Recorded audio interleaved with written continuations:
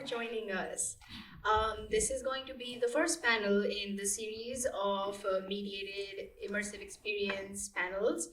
It's going to be from today, October 21st, to December 2nd. It's going to be every Monday, so please do check in next Monday for the next panel as well. Today, we're going to be talking about navigating the next frontier with ethics in XR. Now, a lot of you are familiar with what ethics might be in daily life. You have dilemmas, you have conundrums. Extended reality is an umbrella term for a lot of different types of tech. It includes AR, VR, MR, and all of those terms branch out to emerging tech like extended reality, AI, artificial intelligence, and even Internet of Things to be able to communicate between the device and the real world itself. With all of these factors, our panel is going to mostly revolve around three different industry segments. One of them is going to be healthcare, one is entertainment and gaming, and the third one is education. It's because it's important to understand how every single industry plays a big part into shaping mankind and then being able to define what our next frontier is going to be.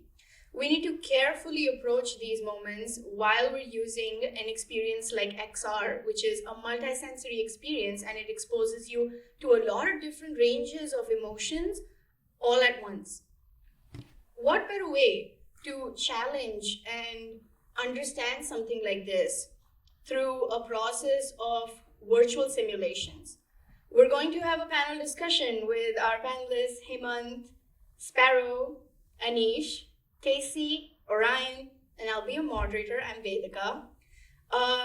We're designing this panel to be able to focus on ethical decision making so that it resonates to real world solutions and not just something that is up in the air with providing user transparency and being vocal about things or being cautious about what you're doing.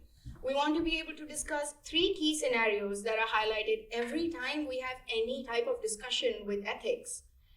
User data being collected and being used with or without consent. That's the first key scenario.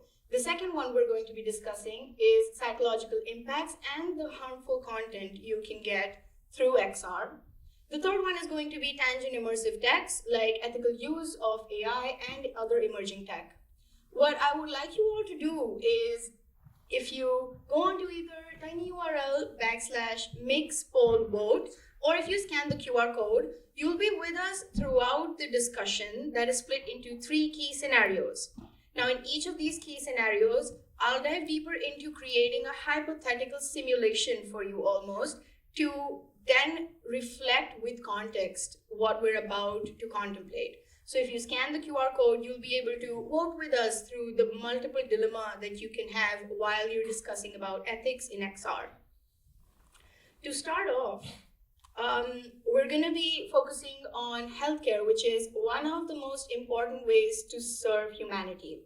When you're considering healthcare in XR, there are apps that help you meditate. There are apps that help you do physical therapy or emotional therapy. Headspace VR, for example, if you're familiar with the app-based Headspace, all of those help shape your mind in a certain essence to be more proactive or healthy or approach real life better. In this situation, we wonder how you should be able to give patients some leverage to consent to the tracking that is happening, whether it's to the nitty-gritties of facial expressions or the reaction time. Hemant here is an XR researcher, and we're going to kick off with how companies and daily developers make use of consent-based systems and how things are working out at the current moment. Hi. So basically, the data that is being collected by the companies is mostly used for the treatment purposes. Like the companies use the data to train their own AI models as well as understand what exactly the problems are there to the patient, and then use that data to in an effective way and a good way. Although in every healthcare system, I think it's just not a one-time use. I think it is more like a service. Whenever you are using a healthcare application, there are some terms and conditions, and it's not a one-day result or something like that. You have to work on it like a like consistent way. So I think it's like more of a service, and in case of consent, there is always a terms and conditions that is given from the company side to exactly define how they're using the data and what type of things that like they're using your own personal data. And for training of AI models, I think so. I mean, like the data is particularly necessary. I mean, it might be not on your name, but that might be anonymous. But that data is necessary for the companies to take it forward. Yeah, I think they are using the data in the most effective way to make it good.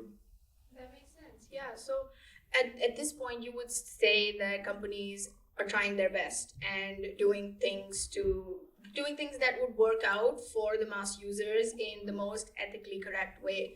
But we can't really define what's ethical until we have discussions, and that is the entirety of this panel. We would again encourage you to scan the QR code and join us in this discussion. You're going to be going through three different key scenarios. The first one's up there, and you'd be able to answer very briefly in yes, no, and maybe what the particular dilemma is. In this case, we're going to be talking about user data being collected, whether it's emotional or physical data being collected. Are the responses considered as exploitive as they seem to be in some of the content? Casey, you were talking a lot about AI is used into all of these tech supporting tech scenarios. What's a way where we can be able to understand and define how tech can support other tech, and how XR can be supported more by emerging tech like AI to understand what's considered exploitive versus what's actually supporting the user immersion?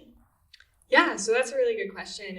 And as a deep learning researcher, data is the entire backbone of my research.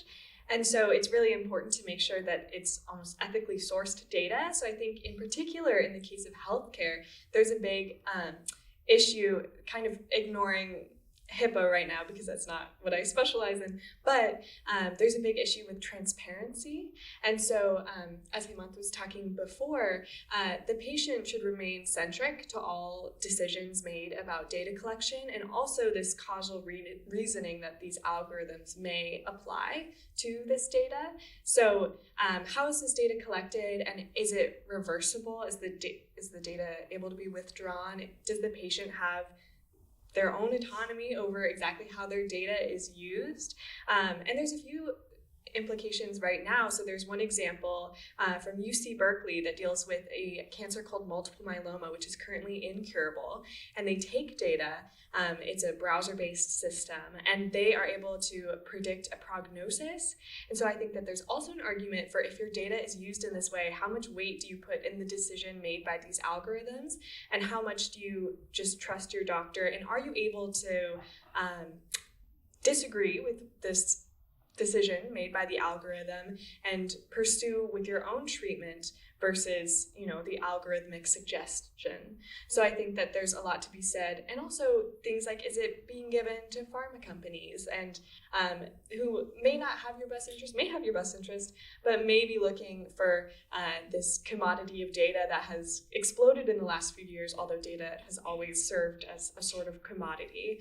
So, and I think it remains imperative as researchers and as creators of this technology to make sure that the data and the large data sets, to know that there's, in human-based data, humans behind them. So although the data may be de-identified, to remember that the implications for this data may extend past the lifespan of the human and remain kind of a legacy of a patient in that case.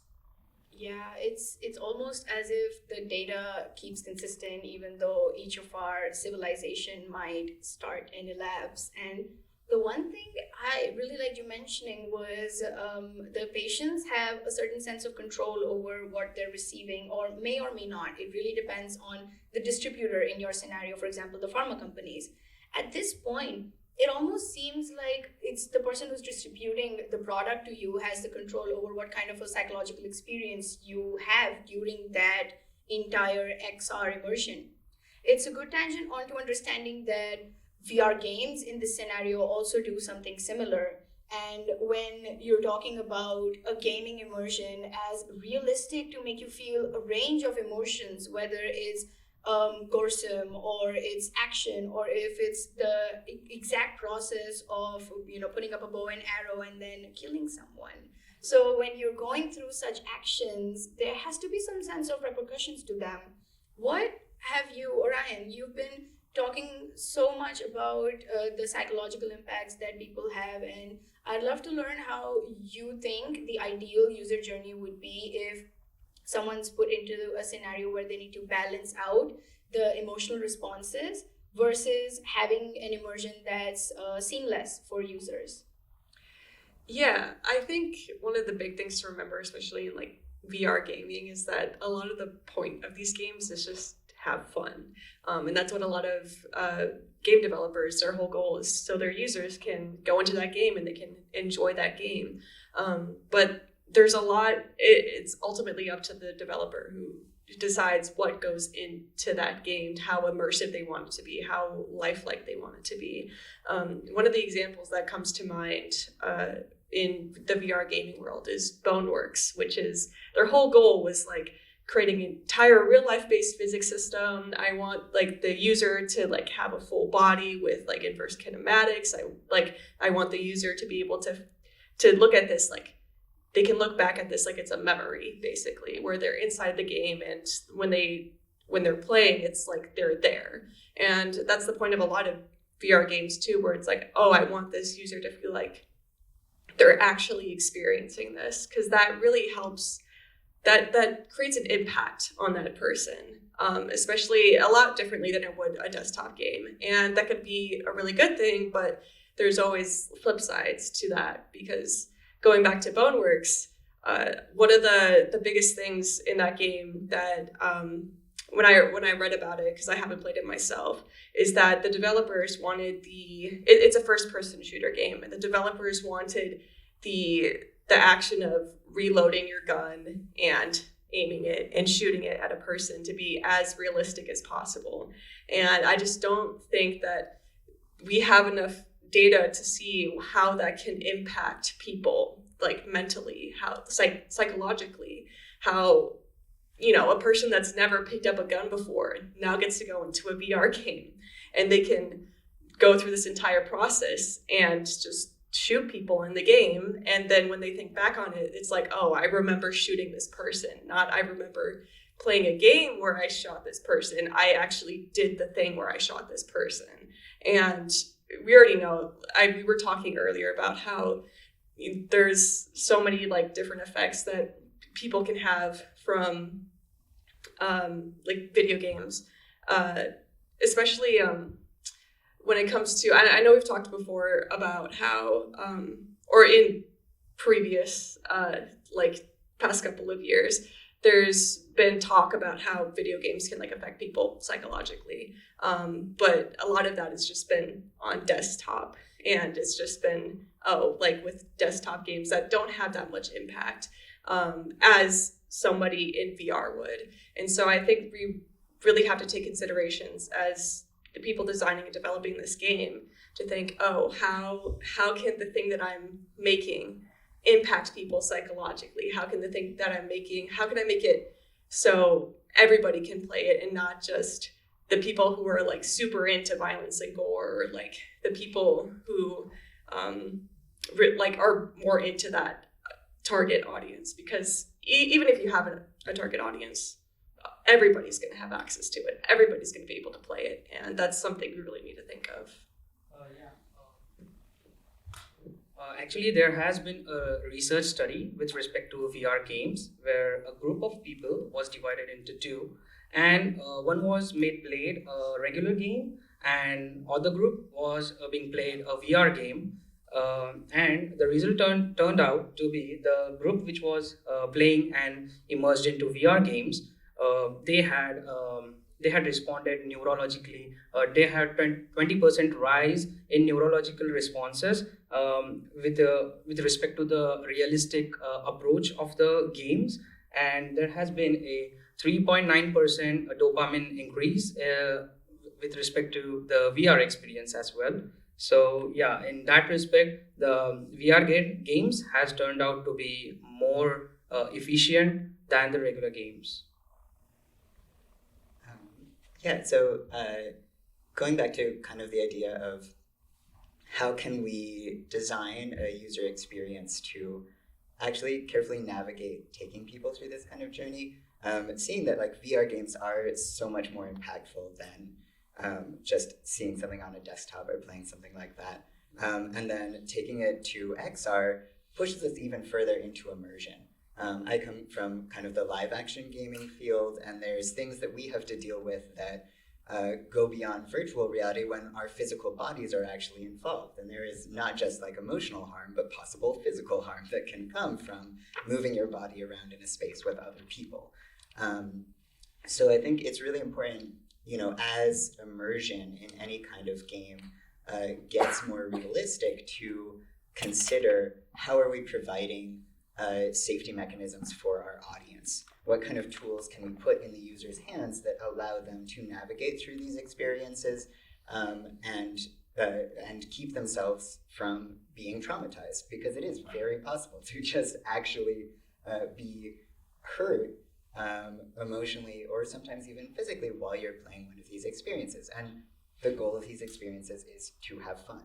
So we want to make sure that we're giving our users those safeties. So a couple things that are really important in that regard are, under the umbrella of consent. Usually when we're talking about consent in these fields, it's about kind of terms and conditions. Or you think about like informed consent. There are trigger warnings or labels on this content. That is important, but that's kind of just the first step. The other thing about that that's really important is considering the audience and making sure that those pieces of information are available and understandable to the people playing. So if I'm looking at terms and conditions, I need to be able to understand what that actually means and what I'm agreeing to. And in a lot of games and a lot of experiences, those things might not be worded in a way that your audience, who is, again, if it's a game, most likely children, like regardless of what kind of warning labels or age restrictions you put on a game, it is really important for anyone who is considering games or making games to understand that children are going to play it. So that information needs to be understandable and accessible in a way that everyone in your audience can understand it, can consent to it. And then the other thing about consent is it's not just a one-time thing. I can't just say like, yeah, that seems okay, and then have whatever happen to me. I need to be able to continually and ongoingly negotiate and keep giving that consent or remove it at any point. If I'm in an experience and I realize this is too much for me, this is actually harming me, or I'm feeling traumatized, my nervous system is freaking out, I need to be able to remove myself from that experience. So any kind of immersive experience needs to have a very clear way to pause or to stop the game. This is not something that exists in every game, right? Or in every system. Sometimes you just get into something and you can't pause it.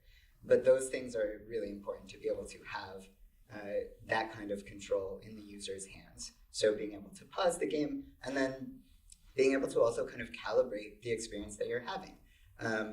This is kind of going into games have started to, and game designers have started to understand that it's really important to consider accessibility as we're designing and giving like multiple levels or tiers of interactivity or tiers of content in the thing that we're making. So in the same way that maybe I need a setting on my game so that colorblind people can play it, or so that someone with epilepsy doesn't see the flashing lights in this scene, I still want to make it so that they can play that game. So I will put in a setting where you can remove that.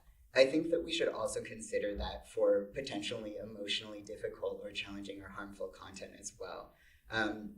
The example that we've been talking about is, as we've been having this discussion, is the game Mortal Kombat, which is a desktop game. So again, not at all as immersive as what we're talking about, but the most recent iteration of that game was so violent and so gory that it gave the developers and the artists who were making the game PTSD from just making the animations. And if we think about then, people remembering, the version that they played in the 80s was really cute and pixelated and just felt very silly when someone ripped someone's spine out. because it was with little like 8-bit graphics, and that was cute and funny.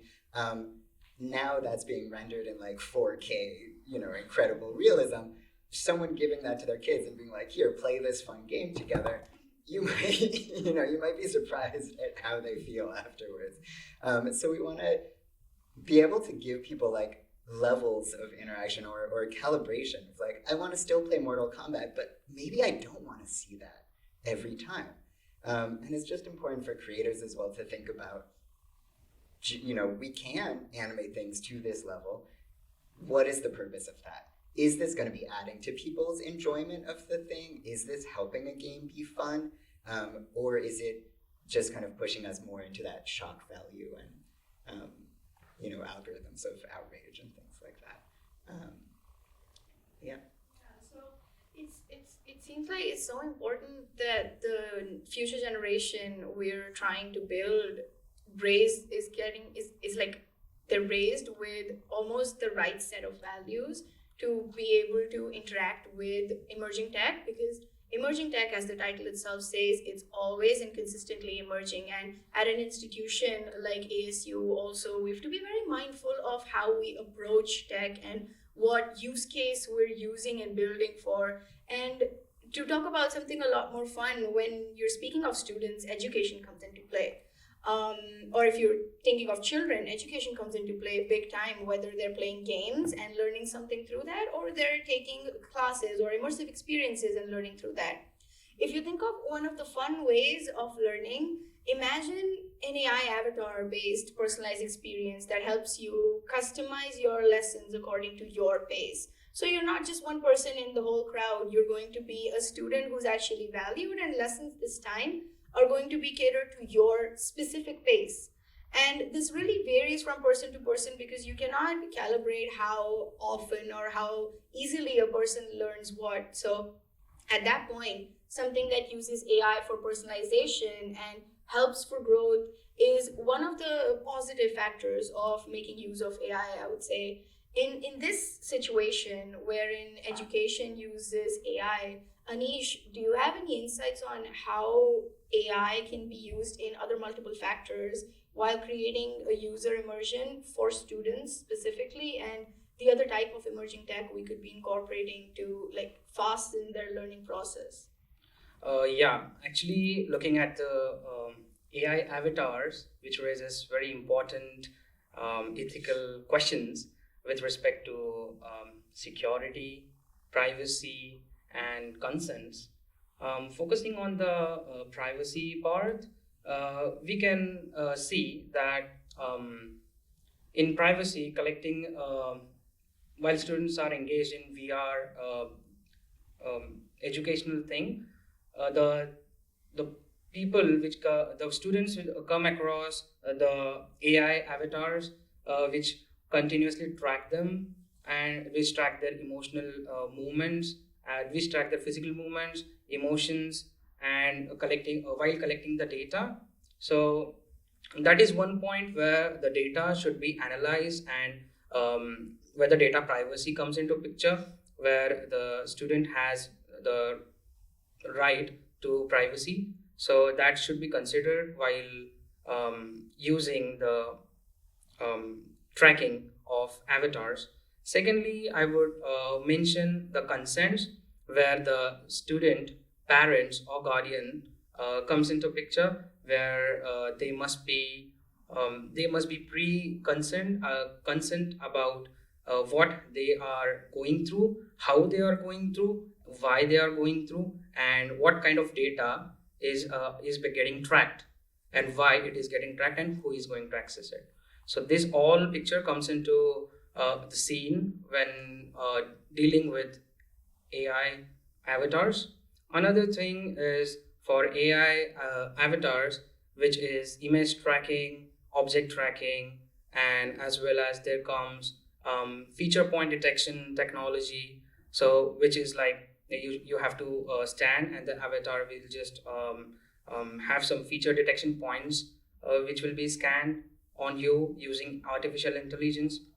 So that's the thing, which might for some students might be harmful, like as they feel like it's the violation of their privacy and all. Then we also have concern regarding how much data to be accessed, because in today's era there is a advanced machine learning models which are coming into picture, like the algorithms of sift, smurf, then brief. So these all algorithms also come into picture, considering the videography as well. So that's an issue, and considering them into picture, the companies which develop the AI avatars need to take into consideration while tracking the student. The third thing which comes into picture is data security. So which data security in aspect of AI avatar tracking. So where AI avatar is tracking a lot of data, it has a lot of information which need to be stored correctly, and if it gets which has a lot of data into its data set, and which is easily vulnerable to everyone. So that's another key feature to keep in mind while dealing with AI avatars. Then there are some ethical benefits as well with respect to AI avatar tracking. So one of the benefit is um, it gives students a personalized learning experience, wherein a student uh, gets tracked all over, and it has gotten an identity where the AI compares the identity and makes a profile out of the individual or the student with respect to its strengths and weaknesses, and that can help the student to work on it and develop their learning abilities. And yeah, and the second ethical benefit is for the teachers. So yeah, teachers can keep a track of how their students are getting those concepts in classes, and they can always help them out if they are left behind with some or not understanding any points with respect to XR. And considering the mitigation strategies for the ethical AI tracking, students and parents should have the full access of how the tracking works and what is exactly the tracking going on, so that so that they will be able to like restrict themselves whether they want to get into the tracking or they want to opt out. So yeah, that's another considerable point. And overall tracking, the AI avatar tracking should be limited to educational purpose. If it is done for educational purpose, it should be limited to educational purpose, and data should not be used for non-educational purpose like marketing and all. So yeah, in that sense, I think the AI avatars deal with the ethics of XR. There's so many spectrums to how you would understand ethics when it comes to XR. It's almost impossible to make a decision on, what the right next step is, or what the rules and set of regulations should be for a company, or let alone for an individual like a parent who has to decide what their kid is going to use and how exposed they're going to be to a certain level of XR or AI tech. Casey, we've been talking so much about the use of AI and emerging tech into these experiences. What do you think is the blurry line between AI's decision making and how firmly we're able to rely on just AI as our decision maker for what's considered ethical and unethical for the next frontier? Yeah, I think that that's so interesting because causal reasoning is not currently a strength of artificial intelligence, and we haven't reached artificial general intelligence or AGI, what we would typically think of as like data in Star Trek or an AI avatar that would be able to teach. But I think starting at the root of the issue, especially in education, is just making sure that distribution is equal. A novel technology like this would likely maybe not be produced or distributed to schools that tend to have lower amounts of funding, and then you're putting at certain kids at an advantage and certain kids at a disadvantage. So I think maintaining equal distribution to make sure every school-age child has a fair chance at using this technology is a really exciting opportunity to introduce them to something like AI, but definitely introduces some challenges. Like you were saying, security. I would highly doubt that schools have funds to give every child a computer with a neural processing unit so that everything can be on device and stored on device. And another thing we've talked about earlier regarding security is, especially in creating an AI algorithm, or this is a little bit more machine learning, I think it's important for developers just to assume you will have bad actors. There will be people who try and implement this poorly with bad intentions, and the algorithm itself is amoral. There's no morality attached to it, so you just have to assume that people who use it may not all be great and working for the best intentions of this algorithm and what it could do.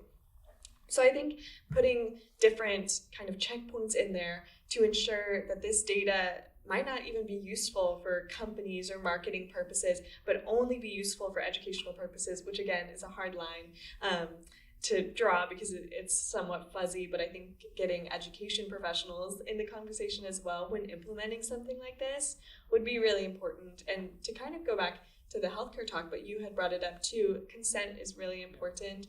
And Sparrow mentioned like the reversal of consent. And that again is like an example of, could be the fallacy of information. Just because you give somebody the information, like parents or students, that doesn't mean that they're going to necessarily fully understand it. And it also doesn't mean that they would act in their best interest just because they have the information. So I think making it accessible to these school-age kids as well is super duper important, and it also gives them a good foundation for knowing exactly what these algorithms mean in general. I know a lot of people in today's day and age say, oh, it's collecting my data, or oh, it's collecting my cookies, but I don't really care, like I don't need it. But in reality, we don't really know exactly what our data is used for. At least I certainly don't know what my data is used for. So I think our data is somewhat part of our identity. And so I think it's important for people that are vulnerable, like young students, to ensure that the consent that they're giving, they understand exactly the implications of it, and it's only being used in good ways that's very trackable and reversible. And I think like anything we've discussed, it's important that we as users hold agency over our data, and we can determine what legacy we leave based off of the data that is collected. I really like the way you phrased it. Like, we have a legacy to leave behind for ourselves while we're having these discussions, and this is the last one. So I encourage you to scan the QR code and vote if you haven't already. For those of us who are joining online, you can go on to tinyurl /mixpollvote, and you'll be able to be a part of the discussion. And we're going to be wrapping up with the results.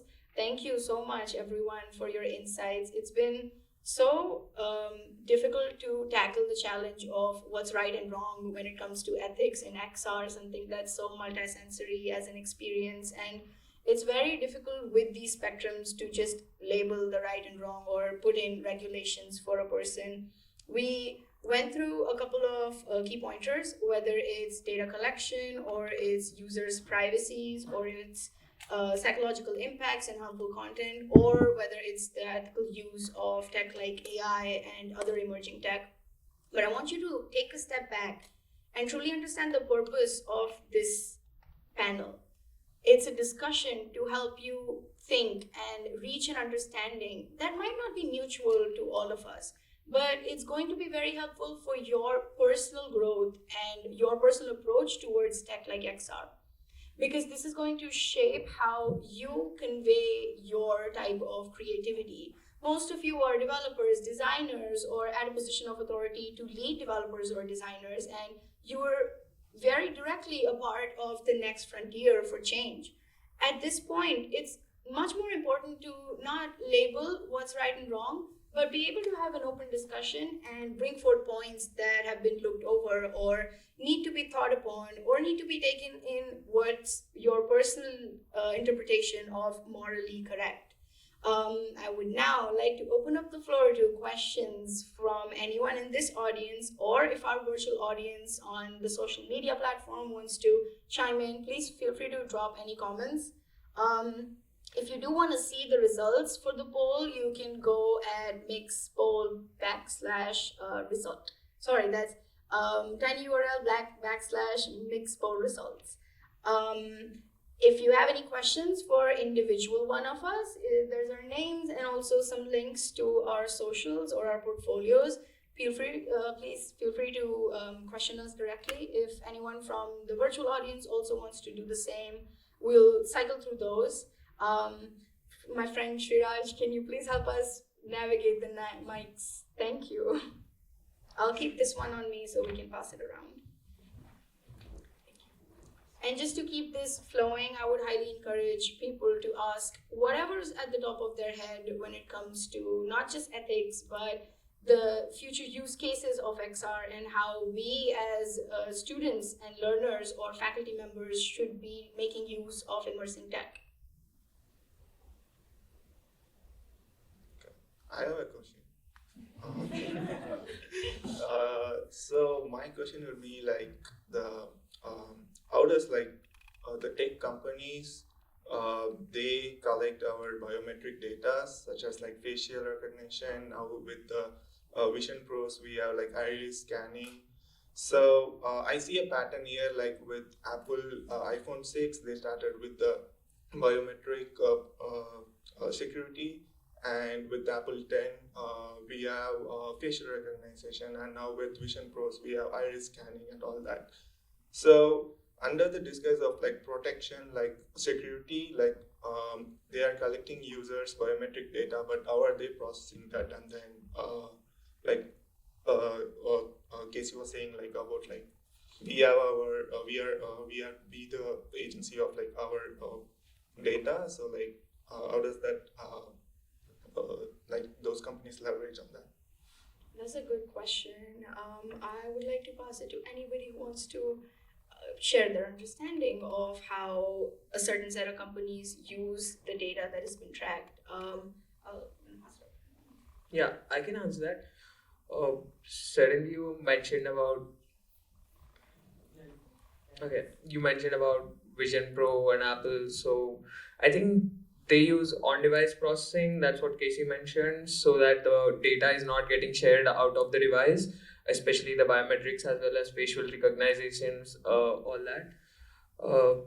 That's the only security and private way, so that everything is just happening on your own device, so it's not getting out of it, like the device. Your data is not getting exported. But how does, like, as a user, I know that they are not processing that data for something else? Because So basically, whenever we attend an event of like a launch of a software, or wherever the AI is being used, especially I think most of the companies are like announcing that we use the data in this way. Even in collaborations of ChatGPT and Apple, they have created their own on-device intelligence that is called Apple Intelligence, something where the data is everything being like processed in the on-device. So it highly depends on the company that you're relying on, I think. But at the same time, they are trying their best to just do as good as possible, like in case of cloud. So I have a follow-up question, Dead Center Robert. Related question, these sorts of things around trust around data seem to require some level of almost advanced understanding of where the data is going, what's happening to the data. I have a question without an answer, and perhaps would love your opinions of how do these companies best, in your opinion, have that conversation with their user bases? How do they educate their users well enough that they can actually make sense of what's happening with the data, make informed decisions? Because I think there are a lot of assumptions here that we've been throwing around of, oh, it's doing face recognition, therefore it has access to the face. Is that true or not? Right? It's using these advanced feature algorithms to track where the devices are in space. What's actually going on with that data? Is it a problem? Is it not a problem? And it requires somewhat of an advanced understanding to even have that conversation? How might they even go about this in the first place? That's a very complex question. Exactly. That's why I want to ask it. I don't I have the think- answer. I think we would all like to have some sort of a take on this, and I would love to hear everyone's short take on this. My insights would just everyone starts off with transparency as the key modem to reach an ethical consensus, but it's almost as if the companies and the users don't need to always interact with complete transparency of what type of tech is used.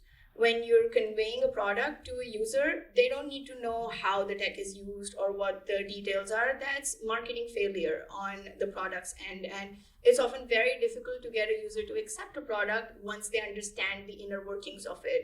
And I'm speaking of a everyday user, not someone who's a tech enthusiast like most people in this room.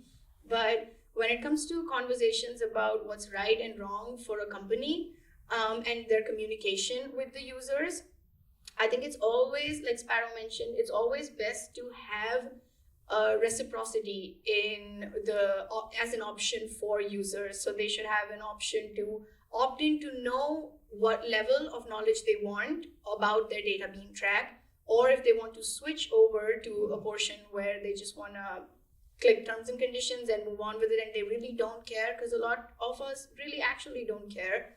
But I think the level of acceptance that you can have with what type of tech you need differs from people to people, and companies should be able to understand the diversity in their user base and to direct any sort of information in a way that can be reciprocated depending on the person. It almost stems down to accessibility in terms of like data consumption. If you're making a certain set of user information accessible to someone who's disabled or speaks a different language than the one being spoken, there's also people who don't speak the language of tech. They don't understand what XR is, what AI is. So it's important to be not transparent, but clear to the level that user understands, and that would differentiate from person to person. Anyone else having insightful thoughts on this?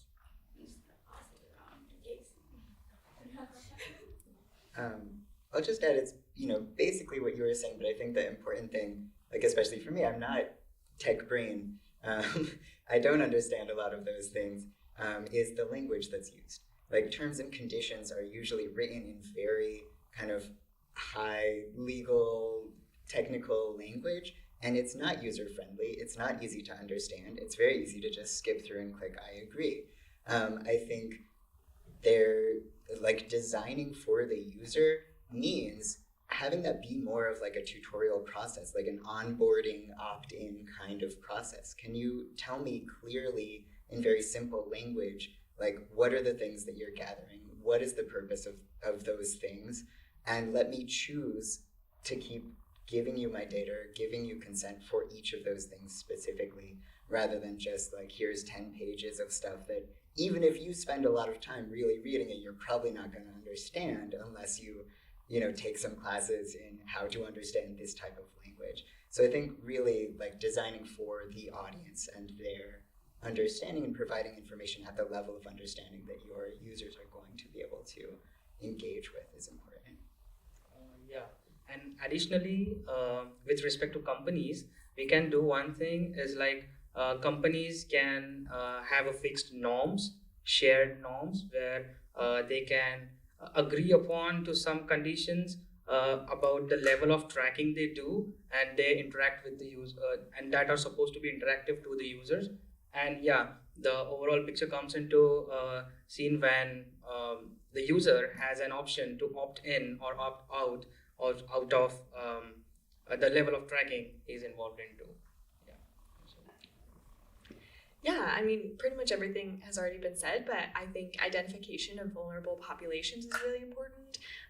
My grandma is a very curious lady, and a few months ago asked me what an algorithm was, but people in her generation may not be familiar with things like algorithms and exactly what sort of data is being collected on them. So I think among those, kind of unified lists of rules to abide by, it's important to keep in mind who is vulnerable to poor decision making on behalf of the data, of the people who collect the data, and kind of the commodification of it. I also want to wrap up with one thing that you mentioned, just to address your question head on. I think when it comes to companies collaborating with each other, like you said, open source platforms do a very good job of doing that, and privacy restricted companies like Apple may not fit into that model entirely. But specific to a product that you launch with XR, when you bring up this question, this is a very interesting creative problem for a user experience designer to then convey the right terms and conditions in the right steps according to the app itself.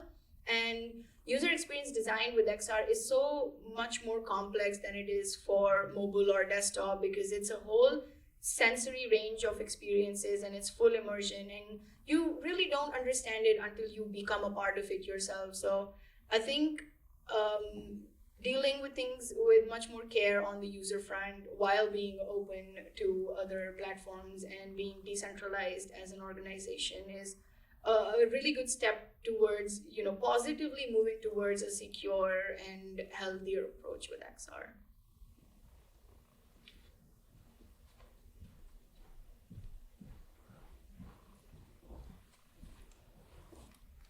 We were talking about like closed source and open source companies. I had a question kind of like related to that. So there's Apple, which is very known to be like a closed source company. Basically, Mac OS or like iOS, which we use, is like closed source Linux. Apple released in April 2021, if I'm not wrong, app tracking transparency, which is basically that you can choose what you want to share with the developers, or you can choose you don't want to share. There can be some confidential stuff which is like really important to the user, and they don't want data to be leaked on websites. Let's say like I want to, for example, I want to kind of like see who lives where, and then I can just like search that street name, which is like very prominent here in America or like North America, and then it would show the owner's name. Now, sometimes people don't put that information online, but that information is taken by companies like Google and Facebook or like Meta, and then they kind of like sell the data. Versus there are open source companies like Meta, which uses users' data to, make things for the greater good, which is like their LLMs, which have like far more parameters compared to LLMs from companies like Apple. So what would you say is better? Some companies which are like open source, they're doing things which is for the greater good of the society in terms of longevity. I would definitely add one small note. Making a company decentralized or having an open platform does not guarantee that you're morally correct. It has a certain sense of avoidance to it, where you don't have to deal with private security. It's an advantage that companies like Apple can bring to themselves with the closed network. They have high security. They're very good at what they do because they're tight knit. You can say the same for open source networks. They have a lot more loopholes to deal with because it's open source and a lot more people can collaborate. But that also means any collaborator is put on the open platform, essentially. So it really puts the decision onto the user's end, and that's where we circle back with ethics entirely. It really depends on what you're doing with the technology you have, and there's no better or worse with either. You can have a closed network like Apple does and still have a developer mode that gives you access to different types of information, tracking essentially.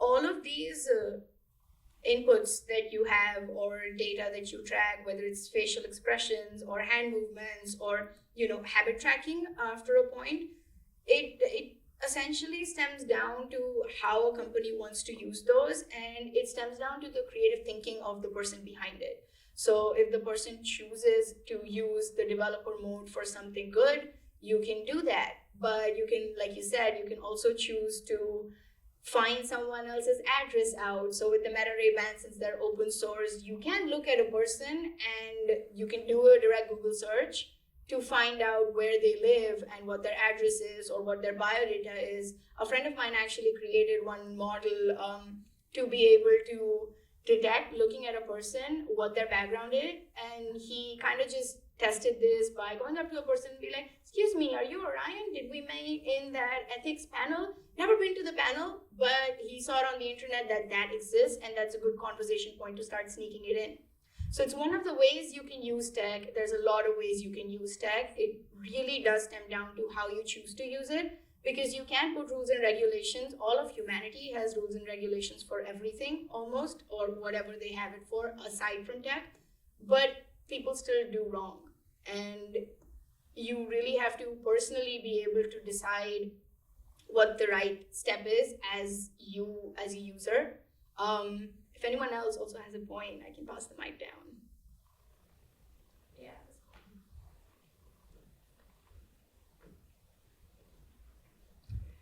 Yeah, I just wanted to say about like open source software as well, where it's always nice to be able to use like open source software. Everybody's used open source software sometime in their whenever they've used the internet.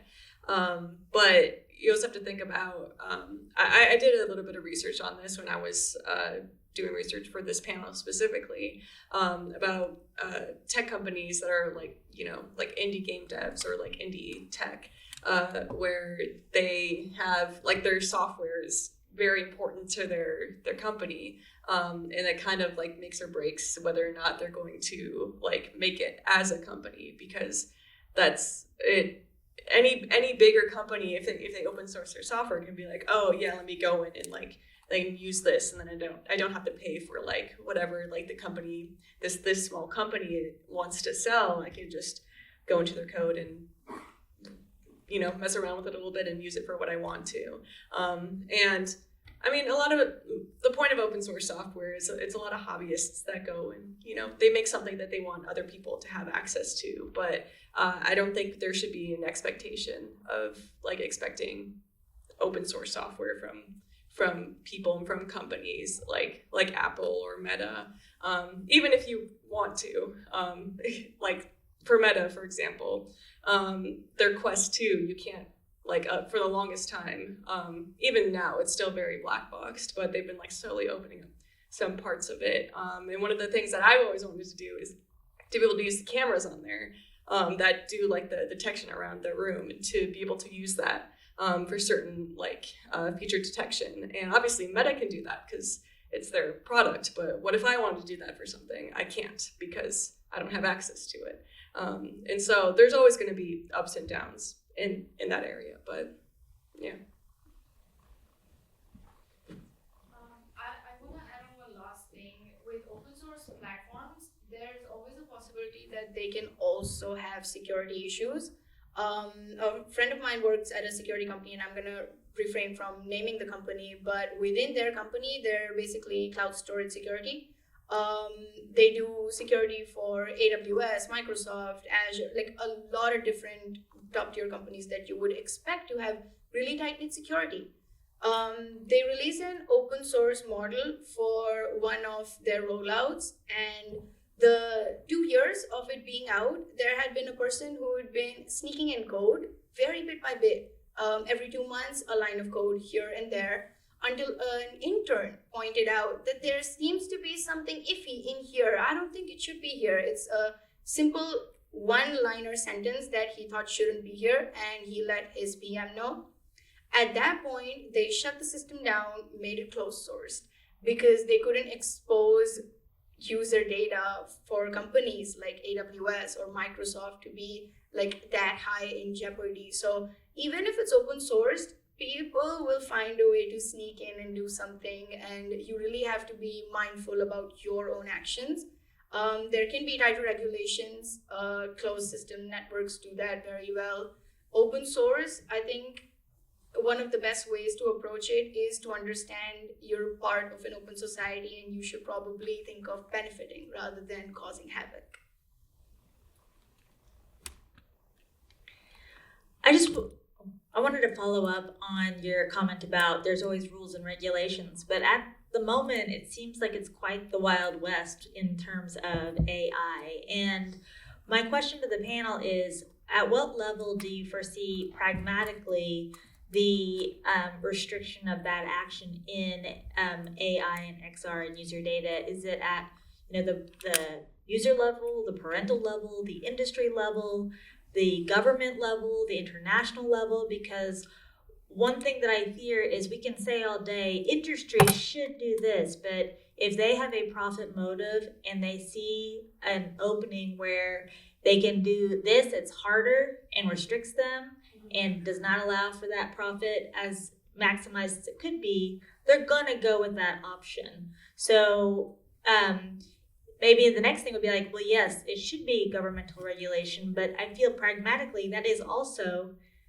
very difficult because the governments are not advanced enough to know what to do. So I was curious what the panel thought about what levels should these things be corralled so that there's a standard or an understanding of safety and ethics in the industries. That's a good question.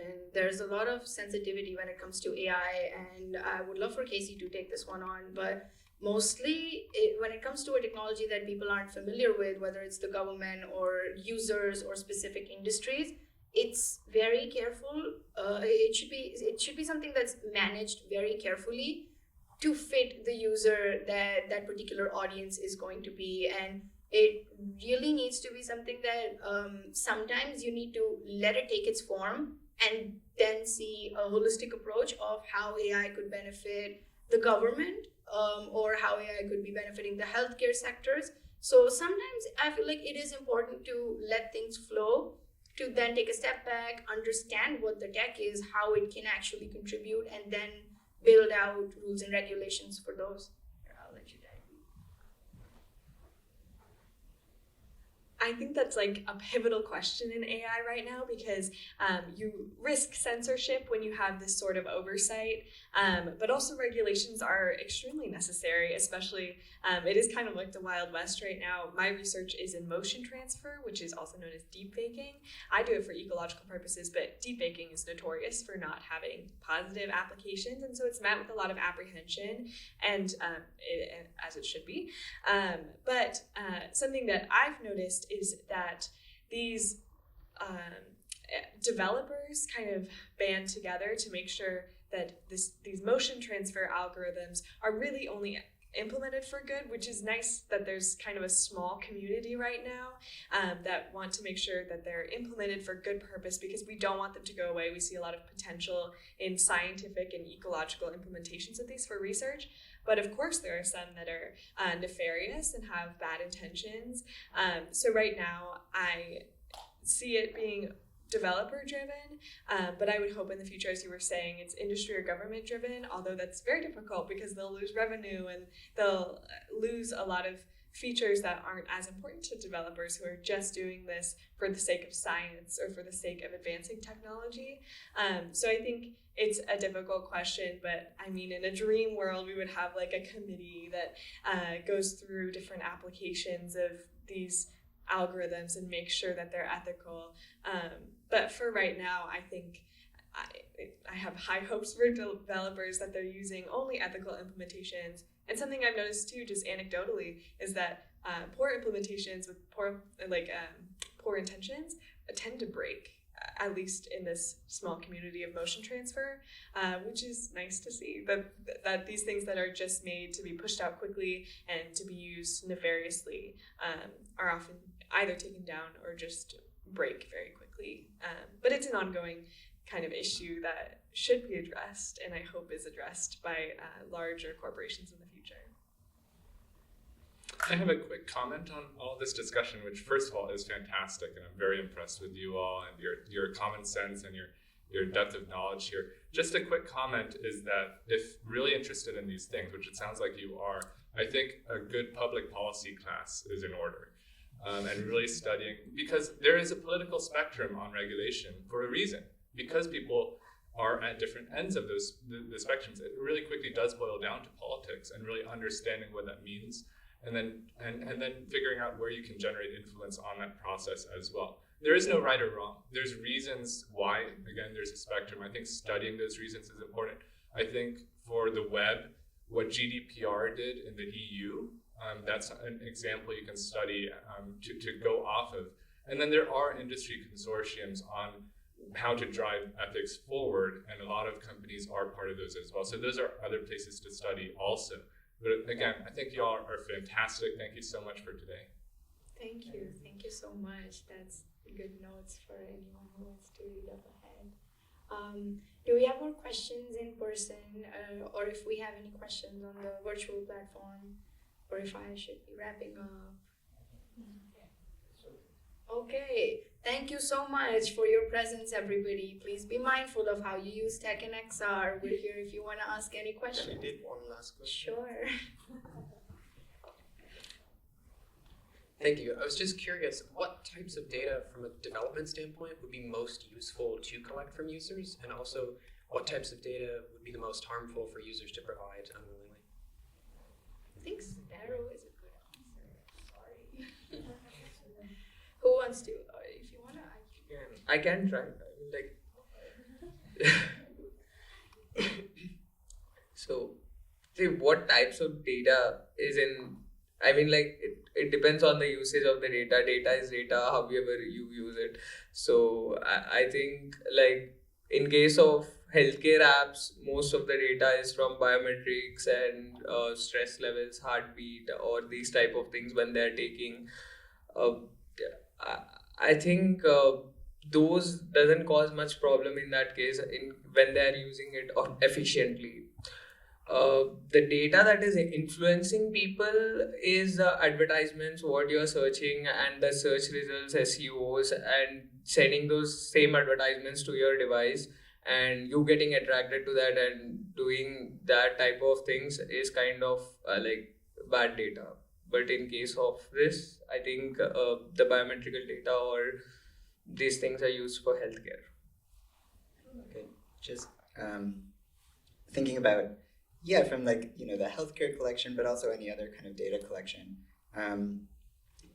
having access to your emotional states and what triggers big emotional responses from someone, I think is kind of one of the places where data can get a little dangerous.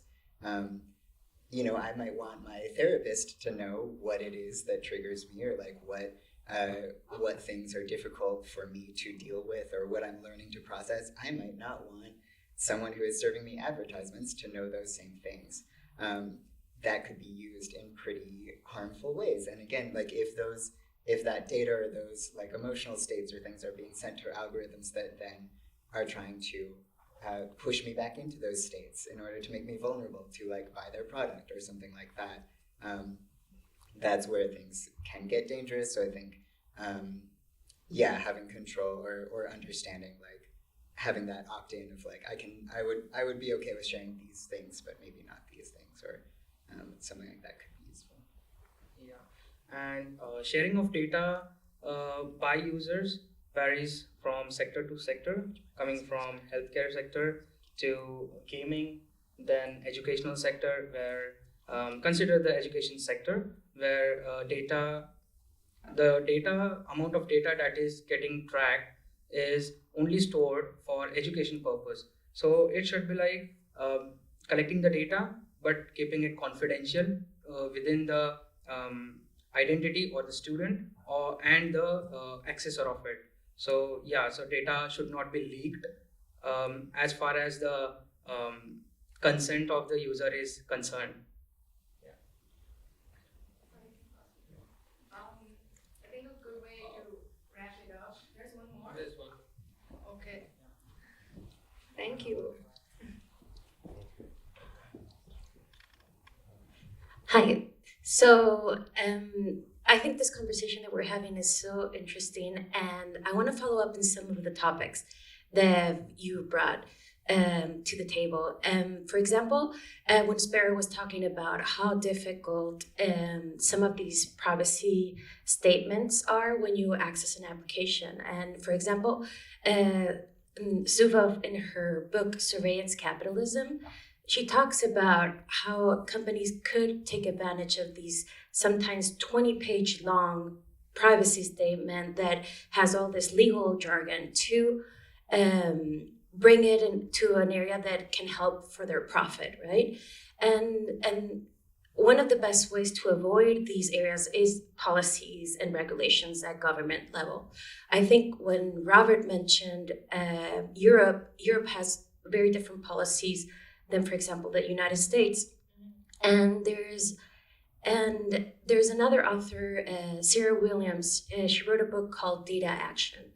And what she mentions that to tackle these ethic and privacy, data, and bias issues, there needs to be a collaborative action, like multiple actors and experts at different levels as policymakers, artists, philosophers, thinkers, developers, and companies should work together. I love when you mention, Casey, a committee, right? So should we have these ethical committees that talk about these topics?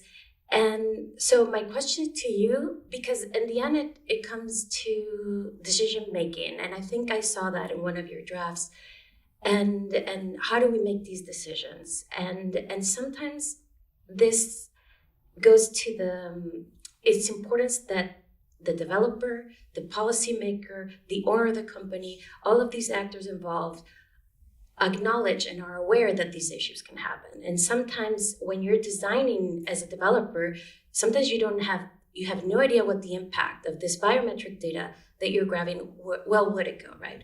So my questions to you, and I also don't know the answer, but any ideas that you may have to increase acknowledgement and awareness of these issues, and for example, for us in the developer community, besides of what Robert just mentioned, a policy class, for example, in our program, that would be great to talk about ethics.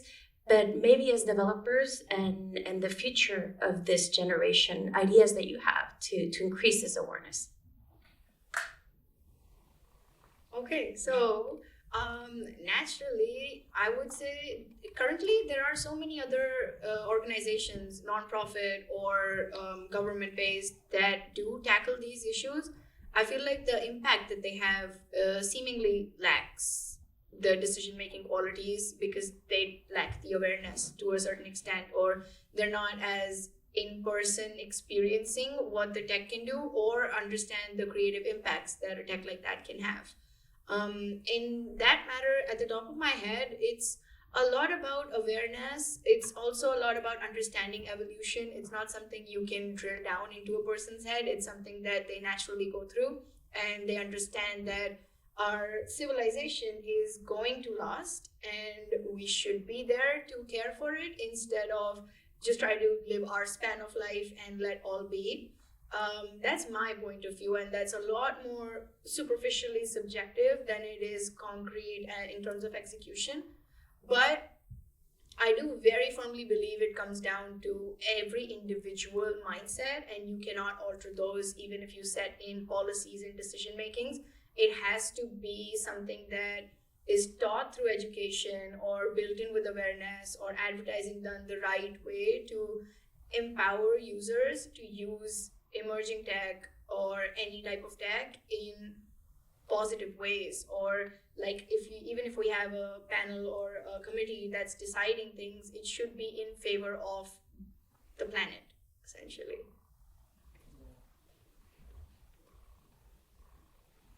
Yeah, adding to her, there could be a productive solution of forming a committee where all the developers, healthy mindset developers, are coming together and working for the betterment of XR technology and agreeing upon some certain rules and regulations and forming some norms to the what extent the their data is getting accessed or they need to access some data. So yeah, agreeing upon to such things and collaborating together is one way to go through it. And I also think I'm a big proponent of like early introduction, and I think as this technology advances, it's really important to introduce it early. We all know how to be friendly, and we learn that in like preschool. And so I think along with being friendly, this is being friendly in a technological space. And so ethics kind of goes hand in hand with that. And I think right now it's it's promoted by being this very technical and like high level, like it's difficult to understand for everybody, but I think it could very easily be broken down. Tech people like jargon, but I think you can remove that and make it very, very accessible to children. Yeah, I also wanted to add, because we were bringing up stuff like committees to help, keep developers, people in check when it comes to stuff like XR AI. But I also think companies in general could just they could hire people specifically for pointing out things that could be unethical, inaccessible, etc. Being like, oh, like this, these certain things we should like warn people about, or we shouldn't do this thing. Just to like have that person or like that group of people at like working at that company can already like help improve a product. And like this is speaking from experience, or like as a developer, like I don't automatically think of the way that the thing I'm developing could be more accessible, or the thing I'm developing like, oh, like it's why we're having this conversation, because I don't immediately think of like, oh, this could like be triggering to someone, this could like cause problems for someone, but it doesn't cause problems for me, so I don't think about it. And so I think just having people that are more aware of that to be on those teams would be a great way to implement that. Thank you so much. Also using maybe AI for the decision making, because we all discussed about that a lot. But my laptop's not listening.